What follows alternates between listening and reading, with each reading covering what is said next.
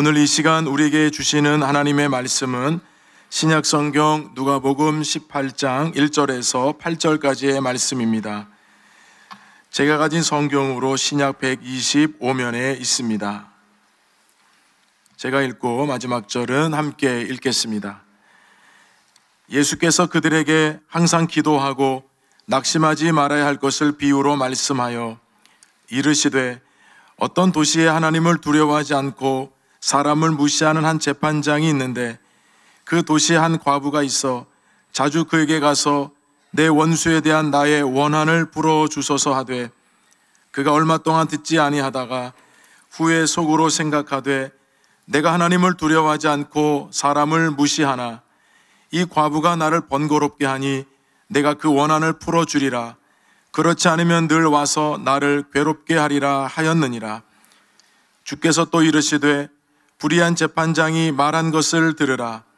하물며 하나님께서 그 밤낮 부르짖는 택하신 자들의 원한을 풀어주지 아니하시겠느냐. 그들에게 오래 참으시겠느냐. 함께 읽습니다. 내가 너희에게 이르노니 속히 그 원한을 풀어주시리라.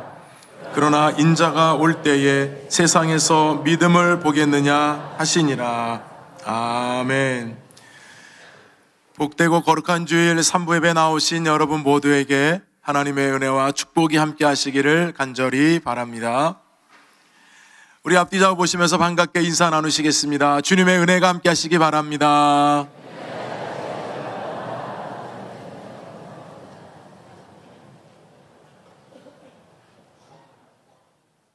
왜 낙심하는가라고 하는 책에 나오는 이야기인데요. 저는 골프를 치지 않아서 잘 모르겠지만 골프를 치는 분들 가운데는 이런 우스갯소리가 있다고 합니다.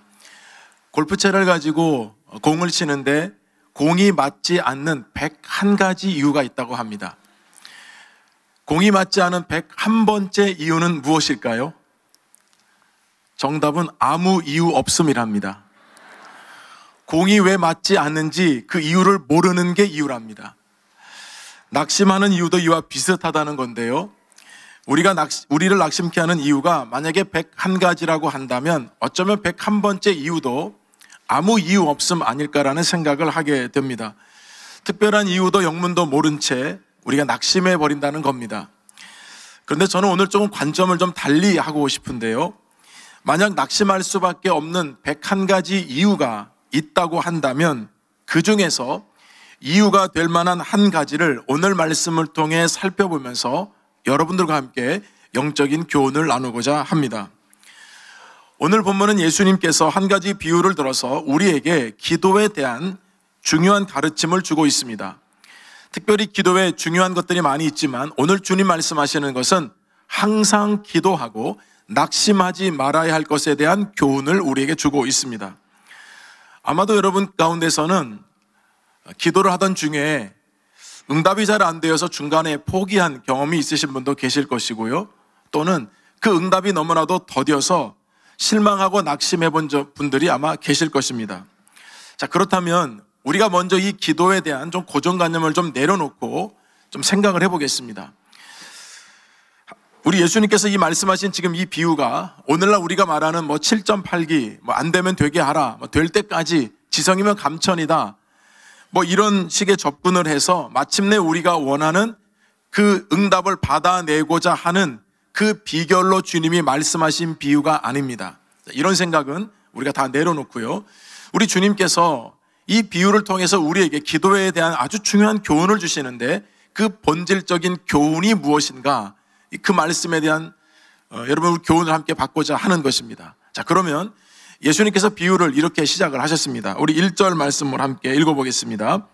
예수께서 그들에게 항상 기도하고 낙심하지 말아야 할 것을 비유로 말씀하여. 항상 기도하고 낙심하지 말아야 할 것. 자, 이 부분에 대한 말씀인데요. 항상 기도하고 라는 말씀을 사도 바울도 데살로니가 전서 5장에서 했던 적이 있습니다. 여러분이 잘 기억하시는 대로 항상 기도하라. 이것이 너희를 위한 하나님의 뜻이다. 이렇게 말씀했죠. 일맥상통하는 말씀입니다. 항상 기도한다. 생업을 포기하고 기도에만 매달려 살아라라는 말씀이 아닙니다. 매 순간 매 순간을 주님의 인도하심을 구하고 주님과 함께 기도로 동행하라는 뜻으로 항상 기도하라는 말씀을 주셨습니다. 우리 주님께서는 우리가 기도하다가 낙심하고 절망하는 것에 대해서 너무나도 잘 알고 계셨습니다. 따라서 주님께서는 우리가 기도하다가 낙심하지 말아야 할 그 이유와 방법에 대해서 오늘 비유를 들어서 자세하게 설명을 해주고 계십니다. 자, 이제부터 여러분들께서는 이 비유에 귀를 기울여 주시고 예수님께서 이 비유를 통해 우리에게 깨닫기를 원하시는 것이 무엇인지 귀한 교훈을 들을 수 있기를 간절히 바랍니다. 어떤 도시에 한 재판장이 살고 있었습니다.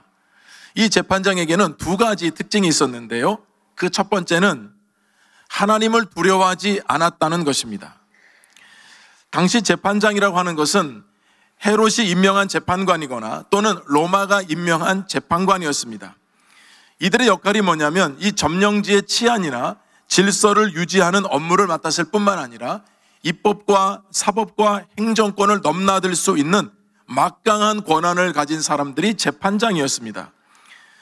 그런데 이 재판장이 하나님을 두려워하지 않았다는 겁니다. 하나님을 두려워하지 않았다는 사람의 특징은 자기에게 주어진 이 권력에 취해서 권력이 곧 자신이다 라고 여기면서 하늘 높은 줄 모르는 사람들이죠. 그런 사람들은 자기가 최고고 자기가 마음먹으면 뭐든지 할 수 있다고 생각하는 사람입니다. 이런 사람들의 특징은 또한 권력과 야합하기를 좋아하고 뇌물을 좋아하고 출세지향적이고 특별히 양심의 가책을 느끼지 못하는 사람입니다. 왜냐하면 하나님을 두려워하지 않았기 때문입니다. 두 번째 이 사람의 특징을 말씀하기를 사람을 무시했다라고 말씀하죠. 여러분, 하나님을 두려워하지 않는데 여러분 사람인데 두려워하겠습니까? 사람을 무시했다는 말이 뭐겠습니까? 사람을 얕잡아 본 겁니다. 사람을 인격적으로 대하는 것이 아니라 사람을 수단으로 대하고 자기가 보기에 좀 얕잡아 보면한 사람들은 아예 사람조차 인정하지 않을 정도로 완전히 무시했다는 것입니다.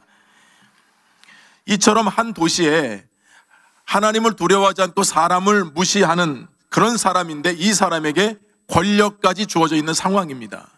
그런데 여러분, 더 안타깝게도 이 도시에 정반대되는 한 과부가 살고 있었습니다.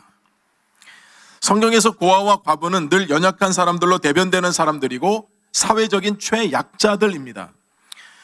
그래서 일반적으로 제국주의 안에서 이 과부라고 하는 여러분 그 위치는 정말 비참했습니다. 존재 자체를 인정받지 못할 정도로 사람들에게 무시를 당했고 사회적으로도 소외당하고 사람들과 관계에서도 끊어지게 되고 버림받은 존재나 다름없이 살아갔던 사람이 제국주의에서의 과부의 신분이었습니다. 만약에 여러분 하나님께서 과부를 보호하기 위한 율법을 주시지 않았다고 한다면 유대 사회에서도 제국주의에서 과부를 다루는 것과 같이 과부를 그렇게 다뤘을 것입니다. 하나님께서 율법의 말씀을 주시기를 고아와 과부를 압제하지 말라고 하셨습니다. 밭에서 곡식을 수확할 때가 되면 반 모퉁이를 그대로 남겨두어라. 다 거두지 말아라. 왜냐하면 고아와 과부를 위해서 남겨두라고 하나님 말씀하셨습니다. 감람나무에 감을 소출할 때도 포도나무에 포도를 소출할 때도 남겨져 있는 그 열매는 그냥 두어라. 왜냐하면 과부가 먹도록, 과부가 조용하게 수치심을 갖지 않고 따갈 수 있도록 그냥 두라고 하시는 것이 하나님의 말씀이었고 하나님이 이처럼 약자에 대한 배려를 많이 해주셨습니다. 그런데 이 과부가 불의한 재판장이 다스리는 도시에 살고 있는 겁니다. 엎친 데 덮친 격으로 이 과부에게 살아갈 희망마저 꺾는 원수가 나타났고 그 원수가 이 여인에게 억울함을 주었습니다. 그래서 이 여인 마음에는 이 원한을 누군가는 풀어줘야 하는 상황으로 여러분 치닫게 된 겁니다. 자, 이때 과부는 무엇을 여러분 했을까요? 우리 3절 말씀을 한번 읽어보겠습니다. 그 도시에 한 과부가 있어 자주 그에게 가서 내 원수에 대한 나의 원한을 풀어주소서 하되.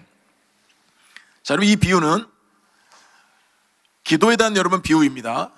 우리가 응답이 없어 낙심이 될 때 첫 번째 여러분 우리가 기억해야 될 교훈은 거절감에 상처받지 않는 담대함이 있어야 된다는 겁니다. 과부로 여러분 살아가는 그 세상이 너무나도 정말 척박하고 너무나도 힘들었을 텐데 그 과부에게 원수까지 이 과부를 괴롭히면서 결국 이 과부 마음에 원한까지 생기게 됩니다. 이 과부는 다른 선택의 여지가 없어요. 자기 원한을 풀어줄 수 있는 유일한 사람은 이 재판장밖에 없기 때문에 재판장에게 매일 가서 자기 원한을 풀어달라고 간청하고 있습니다. 여러분, 지금 예수님께서는 불의한 재판장을 등장시켰습니다. 그리고 아주 힘없고 연약한 과부를 등장시켰어요. 앞서 설명드린 대로 이 정도 정보만 가지고도 힘없고 연약한 과부가 이런 불의한 재판장에 가서 뭘 얘기를 하든 이 불의한 재판장이 이 과부의 형편과 상황을 들어줄 리가 없다는 것을 우리는 충분히 짐작해 볼 수 있죠. 불의한 재판장이라고 하는 것은 이 재판장이 재물에만 눈이 멀었다는 뜻입니다. 유전무죄, 무전유죄라는 말이 여러분 있죠? 돈이 있으면 죄 있는 사람도 죄가 없이 해주지만 돈이 없으면 죄가 없어도 죄인으로 만들 수 있다는 뜻입니다. 그럼에도 이 과부는 자신의 원한을 풀어달라고 재판장에게 매일매일 가서 간청을 합니다. 왜냐하면 너무나도 절박했기 때문이에요. 그래서 오늘 본문 말씀에 보면 이 과부가 자주 재판장에게 갔다라고 말씀합니다. 이 자주라는 말은 거의 매일매일 갔다는 뜻입니다. 그런데 불의한 재판장은 매일매일 찾아온 이 과부를 얼마 동안 듣지 않았다는 것은 거의 거들떠보지도 않았다는 뜻입니다. 냉정하게 거절하고 거부했다는 뜻입니다. 왜냐하면 불의한 재판관은 공정한 법 집행에 관심이 여러분 있는 것이 아니라 사리사욕에 눈이 먼 사람이기 때문에 그렇습니다. 그러니까 과부가 여러분 가지고 있는 그 원한에는 전혀 관심이 없는 거고 물질에만 관심이 있는 겁니다. 그런데 생각해 보세요. 이 가난한 과부가 돈이 없잖아요.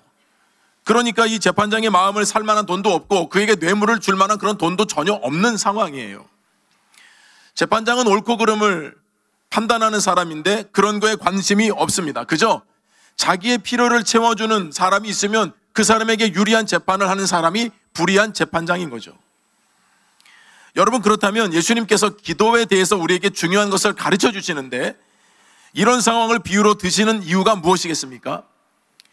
이 과부를 통해서 우리에게 배울 만한 그런 중요한 교훈이 담겨 있기 때문이에요. 지금 이 과부는 이런 형편과 상황임에도 불구하고 항상 기도하고 낙심하지 않았다는 겁니다. 우리는 이 과부가 재판장에게 자주 갔다는 사실을 여러분 기억해야 돼요. 여러분, 사람이 거절을 당하면 위축당하거든요. 그리고 거절을 당하게 되면 기대함과 소망이 점점 사라지게 되죠. 그리고 여러분, 거절을 당하게 되면 부푼 기대만큼이나 엄청난 상처를 갖게 됩니다.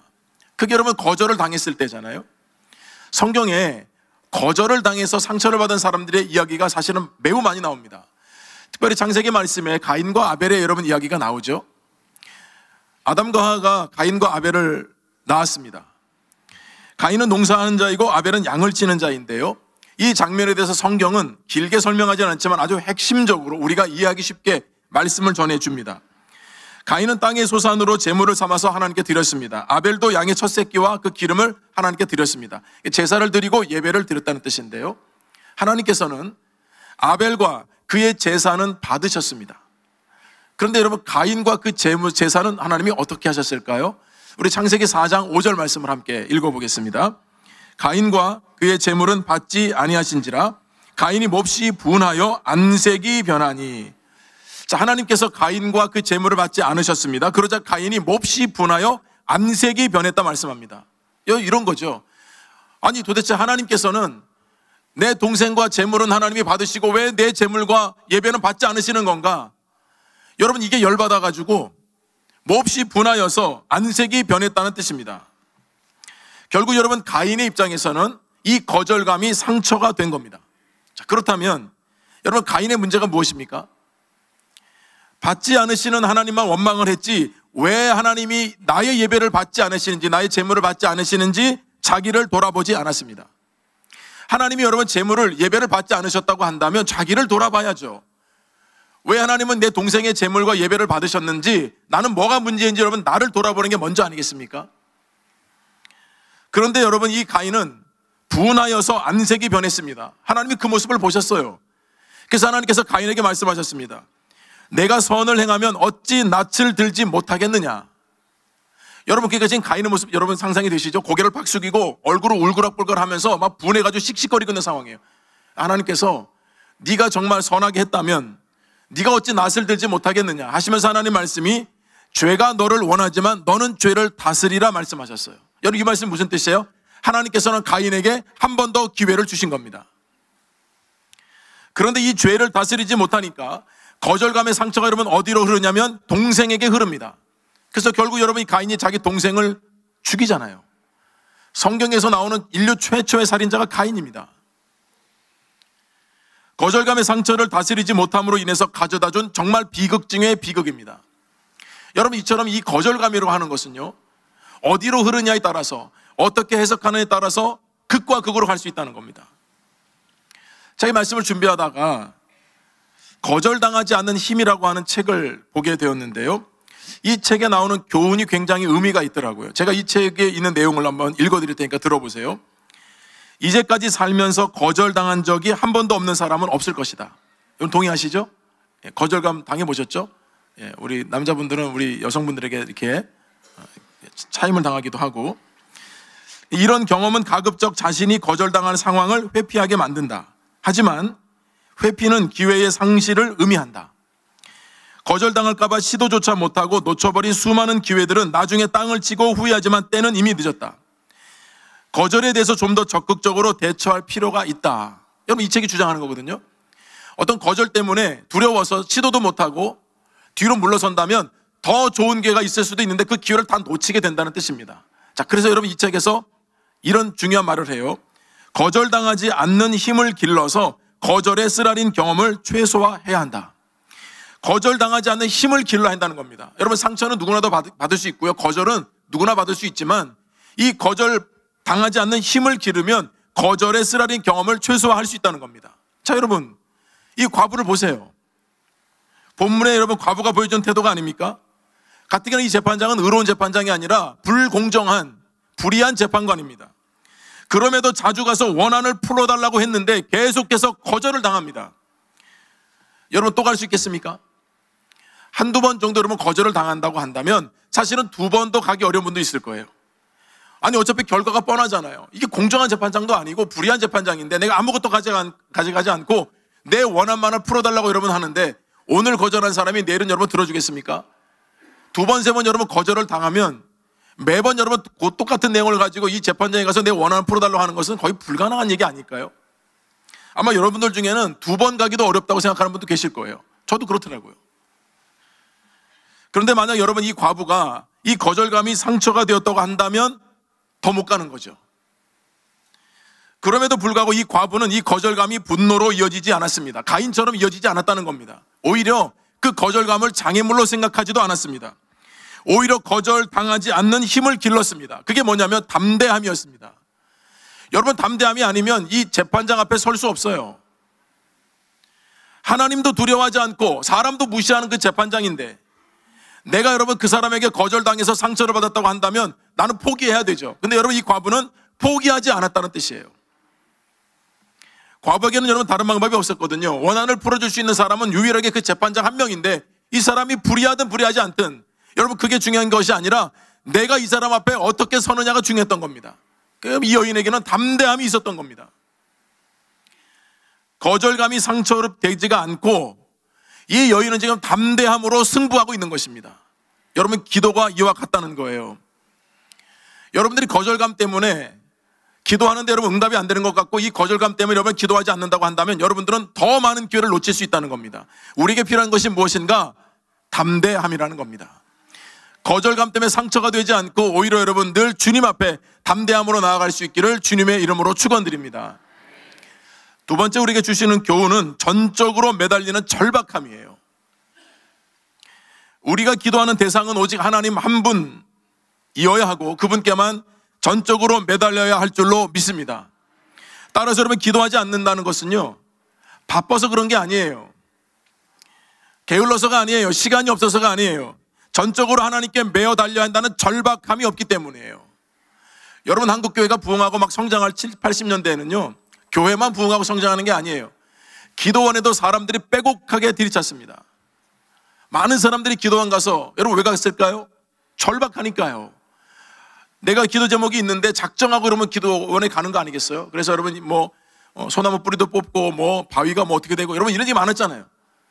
그 절박함 때문에 여러분 찾아갔는데 왜 요즘은 여러분 사람들이 기도원에 이렇게 텅텅 빌까요? 기도원이 사라질까 없어질까요? 먹고 살만 하니까요. 절박함이 없어졌으니까요. 하나님께서는 기도한 자의 간구를 절대 외면하지 않으십니다. 하나님께서는 절박함으로 매달리는 그 성도들에게 반드시 세 가지 답을 주시게 돼 있어요. Yes, wait, no. 셋 중에 하나는 반드시 하나님이 답을 주신 거예요. 여러분이 간구하고 기도했다면 하나님이 지금 당장에 yes로 응답하실 수 있어요. 근데 여러분 기도했지만 하나님이 좀 기다려라, wait로 답을 주실 수가 있고요. 기도했지만 no로 답을 주실 수도 있다는 말입니다. 그런데 이 대답을 듣기도 전에 우리는 기도를 쉽게 포기하고 방향도 바꾸고 내용도 바꿔요. 그럼 여러분 어떤 응답을 달라는 겁니까? 도대체 무슨 기도를 하고 있는지 모르는 거예요. 처음에 여러분 이런 기도를 하다가 응답이 없다고 생각하니까 시간이 가면 갈수록 내 기도가 이상해져요. 바뀌어져요. 처음에 했던 기도가 아니에요. 어떤 기도를 여러분 하고 계시는 겁니까? 무슨 기도를 하고 계시는 거예요? 그래서 우리는 우리 스스로가 기도하면서 낙심하고 포기하고 절망할 때가 너무나도 많은 겁니다. 자, 그러면 여러분, 우리의 모든 기도는 헛되지 않을 건데 우리의 모든 기도는 무엇에 의지해야 되냐면 신실하신 하나님의 그 성품과 그 인자하심을 믿고 나아갈 때 성령께서는 우리들에게 말할 수 없는 탄식으로 우리의 기도를 도우신다고 말씀하셨습니다. 그래서 우리 기도의 근거는 나에게 있는 것이 아니고요, 그 하나님의 성품과 인자하심을 믿고 성령의 도우심을 받아서 간구하는 것이 우리가 해야 될 몫이라는 겁니다. 이 여인이 계속해서 찾아와가지고 여러분 이 원한을 풀어달라고 간구하니까요, 불의한 재판장 마음에 속으로 이렇게 생각이 들었어요. 야, 내가 하나님도 두려워하지 않고 사람도 무시하는데, 여러분 이거 속으로 생각한 거예요. 그러니까 여러분 이 불의한 재판장은 적어도 자기 주제 파악은 하고 있는 거예요. 나는 하나님도 안 두렵고 사람도 무시해. 그런데 여러분 이 다음이 어떻게 될까요? 우리 5절 말씀 함께 읽어보겠습니다.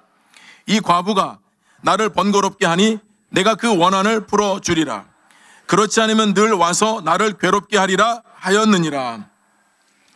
여러분 번거롭게 한다는 것은 단순하게 귀찮게 한다는 뜻이 아닙니다. 이 번거롭게라고 하는 말의 원문은 휘포피아제라고 되어 있거든요. 휘포피아제. 이게 무슨 뜻이냐면 되게 재밌고 의미심장한 이 단어더라고요. 휘포피아제가.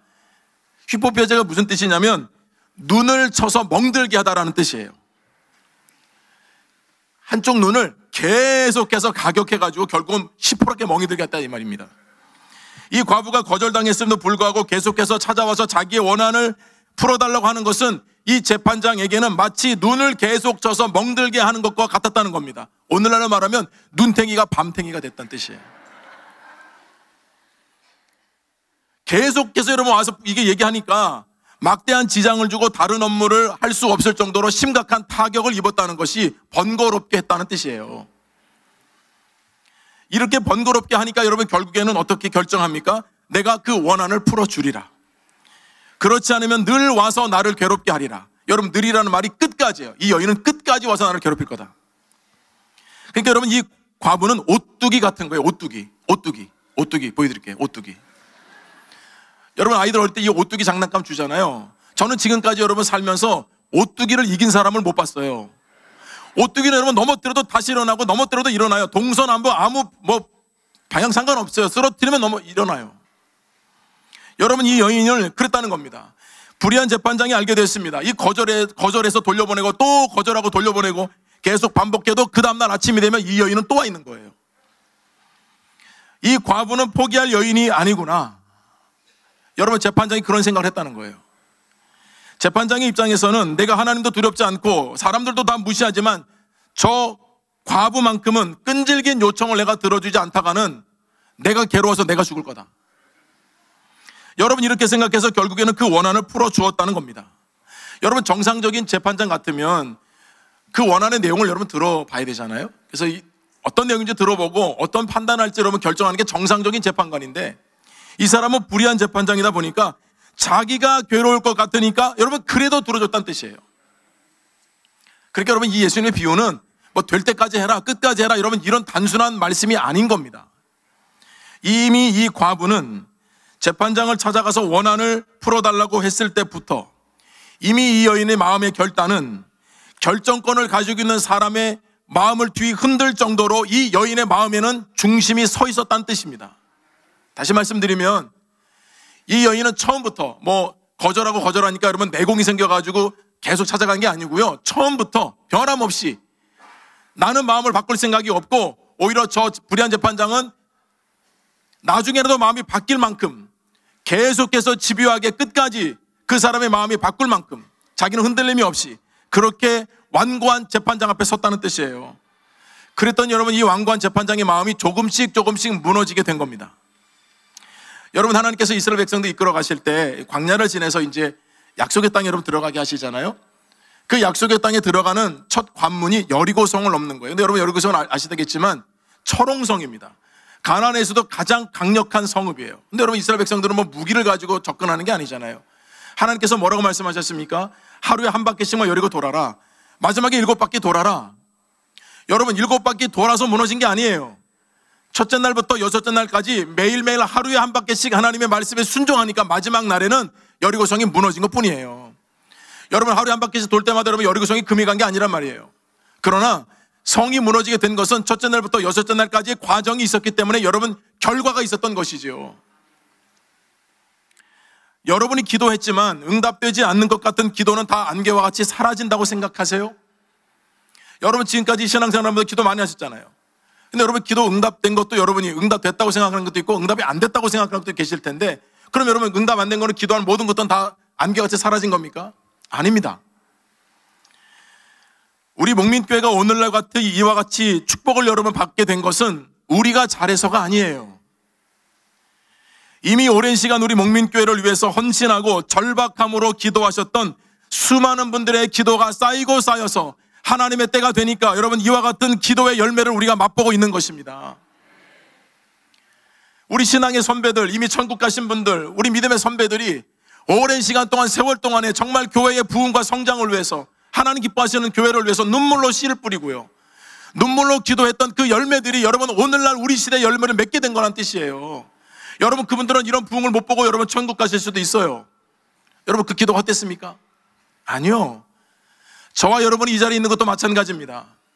여러분, 그렇다면 그 열매를 우리가 지금 거두고 있다면, 오늘 저와 여러분들이 기도하는 이 절박한 기도가 있다고 한다면 우리 당대 여러분 이루어지지 않을 수도 있어요. 왜냐하면 하나님의 때에 하나님의 방법으로 이루어주시는 거니까. 그러나 헛되지 않는 것은 우리가 그런 기도 열매를 여러분 맛본다고 한다면 우리 후대에도 반드시 하나님께 때에 가장 풍성한 열매를 주셔서 크신 은혜를 누리게 할 줄로 믿습니다. 그래서 우리 기도가 헛되지 않은 거예요. 이 절박한 기도, 정말 간절함으로 기도하는 이 기도는 내 때에 이루어지지 않아도 우리 하나님은 선하고 신실하시기에 반드시 하나님의 때에 이루어진다는 여러분 믿음을 가지고 절박함으로 나아갈 수 있는 저와 여러분이 되기를 주님의 이름으로 축원합니다. 세 번째는 하나님의 선하심을 붙드는 믿음이에요. 응답이 없어서 낙심이 될 때 하나님의 선하심을 믿으라는 뜻입니다. 주님께서 이 비유를 말씀하시면서 불의한 재판장의 말을 들으라 하셨어요. 여러분, 생각해 보세요. 불의한 재판장하고 선하신 하나님, 의로우신 하나님하고 여러분 이게 같은 선상에 놓을 수 있습니까? 말도 안 되죠. 어떻게 감히 불의한 재판장이 하나님의 선하심에 여러분 같은 선상에 있을 수가 있겠어요? 예수님께서 이렇게 그려모도 비유를 하신 이유는 이런 극단적인 비유를 통해서라도 우리 하나님이 어떤 하나님이신지를 분명하게 알게 하기 위해서 불의한 재판장을 등장시킨 거예요. 불의한 재판장의 독백이 뭐였습니까? 그가 나를 번거롭게 하니 내가 그 원한을 풀어주리라. 여러분, 이렇게 결정하게 된 것은 과부가 끈질기게 포기하지 않고 계속해서 찾아왔기 때문이에요. 그 마음의 독백을 들으라는 겁니다. 그래서 예수님께서 이 비유를 말씀하시면서 이제 예수님께서 하시고자 했던 그 메시지가 7절에 나오는 거예요. 우리 7절 함께 읽어보겠습니다. 하물며 하나님께서 그 밤낮 부르짖는 택하신 자들의 원한을 풀어주지 아니하시겠느냐? 그들에게 오래 참으시겠느냐? 여러분, 이 불의한 재판장과 선하신 우리 하나님, 여러분, 이 불의한 재판장일지라 할지라도 끈질기게 찾아오는 것이 귀찮고 괴로워서라도 원한을 풀어주었거늘 하물며 우리 하나님께서 밤낮 부르짖는 택하신 자들의 원한을 풀어주지 않으시겠느냐? 어찌 오랫동안 참으시겠느냐? 여러분, 우리 선하신 하나님의 응답이 있다는 것입니다. 우리 하나님은 불의한 재판장이 아닙니다. 불의한 재판장도 자기가 귀찮아서라도 그 원한을 풀어주건만 하물며 우리 하나님이 어떤 하나님이신데, 하나님이 택하신 자들이 밤낮 주님 앞에 부르짖고 기도하면서 하나님 응답해달라고 하는 그 기도를 어찌 안 들어주실 수가 있겠느냐? 어찌 그 원한을 풀어주지 않겠느냐? 8절 말씀도 함께 여러분 읽어보겠습니다. 내가 너희에게 이르노니 속히 그 원한을 풀어주시리라. 그러나 인자가 올 때 세상에서 믿음을 보겠느냐 하시니라. 여러분, 택하신 자들의 원한을 언제 풀어주신다고 하셨습니까? 속히 풀어준다고 하셨습니다. 속히. 근데 여러분, 이 속히라는 말씀의 뜻은 지금 당장이거든요. 근데 여러분, 이 지금 당장이로 하는 것이 우리의 때를 의미하는 것이 아니에요. 하나님의 때를 의미하는 겁니다. 우리는 이 기도가 지금 당장에 이루어지기를 간절히 소망하지만 만약에 그것이 하나님의 뜻이라면 지금 당장이라도 하나님 응답을 주실 거예요. 그런데 하나님의 뜻이 아니라고 한다면 하나님은 기다리게 하시는 겁니다. 여러분, 어떤 응답을 하나님께 주시려고 하는데 하나님이 이 과정을 주시거든요. 근데 우리는 이 과정에서 넘어지는 게 너무 많다는 거예요. 왜 예수님께서 처음 말씀하셨잖아요. 항상 기도하고 낙심하지 말아야 할 것은, 여러분, 이 기도의 과정이 필요하다는 뜻이에요. 이 과정이 필요하면서 이 과정 가운데 하나님이 그 마음도 만지시고 어루만지시면서 하나님이 얼마나 신실하신지 하나님의 영적인 관계를 맺기를 원하시는 거거든요. 그때에 하나님께서 가장 좋은 때에 그 기도의 응답의 기쁨을 주신다는 것입니다. 그런데 하나님을 기다린다고 하면서도 쉽게 낙심해버리고 절망해버리고 기도하다가 중단해버리고, 여러분, 그러면 주님께서 다시 오실 그때에 어떻게 믿음을 보겠느냐 말씀하시는 거예요. 하나님을 향한 절대적인 그 신뢰와 믿음이 있다고 한다면 기도할 때 응답되지 않는다고 쉽게 낙심하지 않는다는 겁니다. 그 믿음이 있다면, 우리 하나님의 선하심을 안다고 한다면 반드시 하나님의 때에 가장 좋은 방법으로 나에게 응답해 주실 것을 믿고 끝까지 기도의 자리로 나아갈 수 있다는 것입니다. 사랑하는 여러분, 기도하다가 응답이 없어서 많이 낙심이 되셨습니까? 기도하다가 하나님이 내 마음대로 원하는 대로 이루어지지 않아서 마음이 섭섭함이 있으십니까? 오늘 말씀을 붙들고 다시 끈질기게 기도의 자리로 나아갈 수 있기를 주님의 이름으로 축원합니다. 속히 그 원한을 풀어주시리라 하셨던 그 말씀을 마음에 새기면서 하나님께서 우리의 기도를 헛되게 여기지 않으시고 하나님의 때에 가장 선한 방법으로 가장 풍성하게 우리에게 기쁨을 안겨주시는 그 놀라운 응답을 경험할 수 있기를 주님의 이름으로 축원드립니다. 하나님 아버지, 은혜를 감사합니다. 우리도 기도하다가 낙심할 때가 많이 있었습니다. 기도하다가 하나님께 섭섭할 때도 많이 있었습니다. 그러나 하나님, 우리 자신을 돌아보게 됩니다. 우리 하나님은 그 기도를 외면하시는 것이 아니라 하나님의 때에 가장 귀한 방법으로 우리에게 응답을 주시려고 기다리고 계셨음을 믿게 하여 주셔서 다시 기도의 자리에 나오게 하시고 끝까지 주님을 신뢰하는 믿음으로 나아갈 때에 하나님께서 예비하고 약속하신 그 기도의 응답을 꼭 경험하는 우리 목민의 모든 성도들이 되게 하여 주옵소서. 예수님의 이름으로 기도드립니다. 아멘.